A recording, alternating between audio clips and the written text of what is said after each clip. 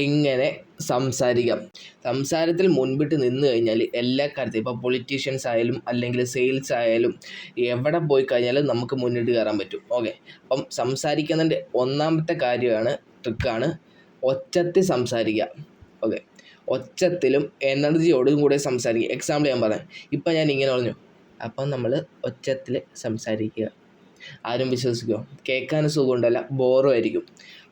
ഇപ്പം 2 പറഞ്ഞു. മൂന്നാമത്തെ കാര്യം എന്ന് പറഞ്ഞാൽ നമ്മൾ സംസാരിക്കുമ്പോൾ കുറച്ചും കൂടി ഡീപ്പായിട്ട് പറയുക. കുറച്ചും കൂടെ നമ്മുടെ ഡീപ്പായിട്ടുള്ള വോയിസ് ആക്ടിവിറ്റി. ഇപ്പം ഞാനിങ്ങനെ ലോ വോയിസ്, ലോ പിച്ച് എന്ന് വെച്ചാൽ ഹൈ പിച്ച് ആർക്കും ട്രസ്റ്റ് വർത്തി അല്ല എപ്പോഴും. അപ്പം ലോ പിച്ചായിട്ട് കൂടുതൽ സംസാരിക്കാൻ നോക്കുക. 4ാമത്തെ കാര്യം എന്ന് പറഞ്ഞാൽ പറയുന്ന കാര്യത്തിൽ നല്ല കോൺഫിഡൻസ്. എത്ര തെറ്റായിട്ടുള്ള കാര്യമാണെങ്കിലും ഇപ്പം പൊളിറ്റീഷ്യൻസ് എല്ലാവരും ഉപയോഗിക്കുന്നതാണ്, അപ്പം സെയിൽസുകാരും ഉപയോഗിക്കും. അപ്പം പറയുന്ന കാര്യത്തിൽ കോൺഫിഡൻസോടെ, എത്ര നിങ്ങൾക്ക് അറിയാത്ത കാര്യമാണെങ്കിലും കോൺഫിഡൻസ് കൂടി സംസാരിക്കുക. സമ്മതിക്കുക എന്ന് വെച്ചാൽ തെറ്റ് സമ്മതിച്ചു കൊടുക്കാണ്ട് സംസാരിക്കുക. പിന്നെ 5ാമത്തെ കാര്യം എന്ന് പറഞ്ഞാൽ സംസാരിക്കുന്നതിൻ്റെ ഇടയ്ക്ക് പതറരുത്. ഇപ്പം ഞാനിപ്പോൾ ചെയ്ത പോലെ പതറരുത്.